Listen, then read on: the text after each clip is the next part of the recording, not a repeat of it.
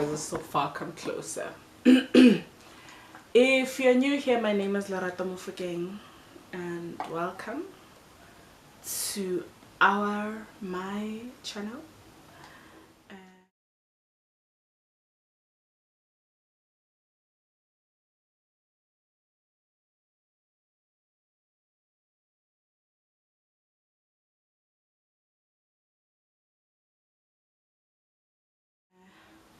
So practically here it's space that I'm holding for myself and not anyone else. Initially when I started this project, it was to hold space for other people, until I realized that I'm not there yet. I don't have the capacity to hold space for other people, while I still try and navigate holding space for myself. So I thought, you know what, let me just then make the platform about holding space for myself, and hopefully people will join in and hold space for themselves with me. So yeah, we can all just hold space for ourselves together. So today, what's heavy on my mind? What's heavy on my mind today? Oh yeah, I was thinking earlier about how being an independent, not even independent, I feel like independent, yeah, independent woman who has dependents, who has people depending on her, can take a toll on you. Like, so for an example, with me, I have a beautiful daughter. She's turning 3 years this year, and for the past 3 years, for this 3 years since she's been born, all I've been trying to do is try to learn how to be a mother. And in that process, I forgot about myself. Like, I forgot about myself. Like, I didn't care about myself. I didn't care how I looked. I didn't care. I really didn't care. I put so much effort in being a present parent for her, especially because it's not something that I heard. Growing up, I didn't have a present parent, in the sense of my mother. So I come from a generation of women who believe that Wanabili should be raised by your grandmother, and then the second child is yours. So I was the first child, so I was raised by my great grandmother, because my grandmother couldn't also raise me. She was working in the kitchen. So I'm like the generational curse breaker of this whole system, right?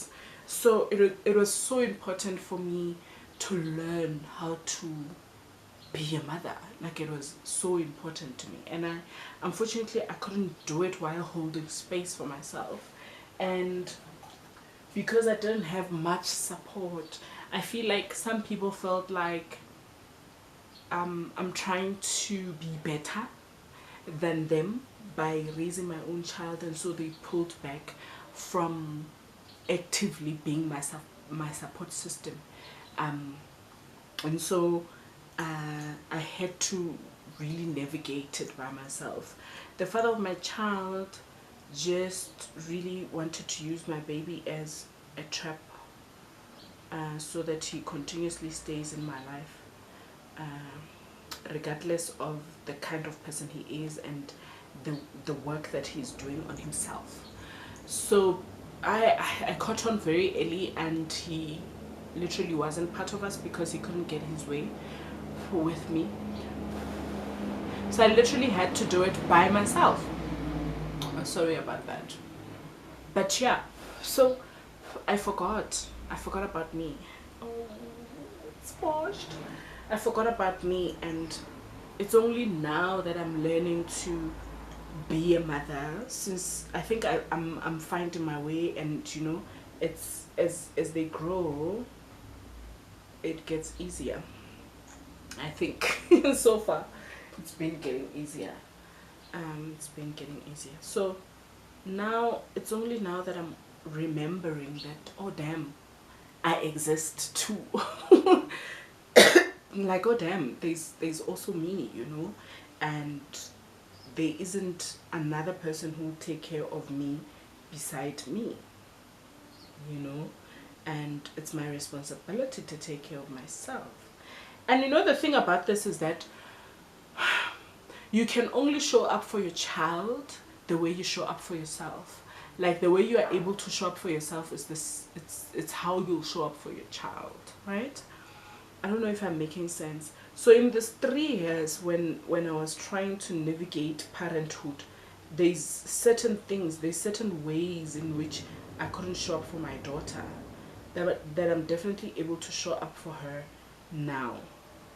I think this analogy makes it even easier for me to forgive my parents, because they could only show up for me to the capacity of which they showed up for themselves.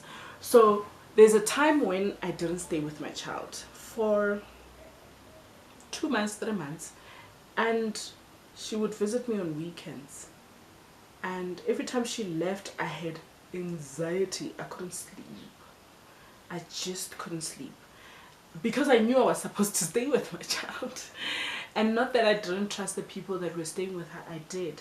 It's just that I knew deep down that I was the one who was supposed to break the curse of not raising your own child. And if I wasn't so honest and self-reflective and able to carry space for myself, I wouldn't have listened to my intuition and just went and gotten my child and figured it out. Because the reason I didn't stay with my child is because I was overthinking a lot. I kept thinking, oh my god, what will happen when I get a job, you know, and it's just the 2 of us. So I kept overthinking the process so much that I came up with reasons why I shouldn't get my child. But as soon as I got her, things just fell into place. Things just fell into place. All the things that I was literally worried about didn't show up. They didn't happen. I remember even when I was pregnant with her, I used to worry a lot. And then when she was born, help just came. I think God just works like that. You know, a community just came together and I was immensely supported.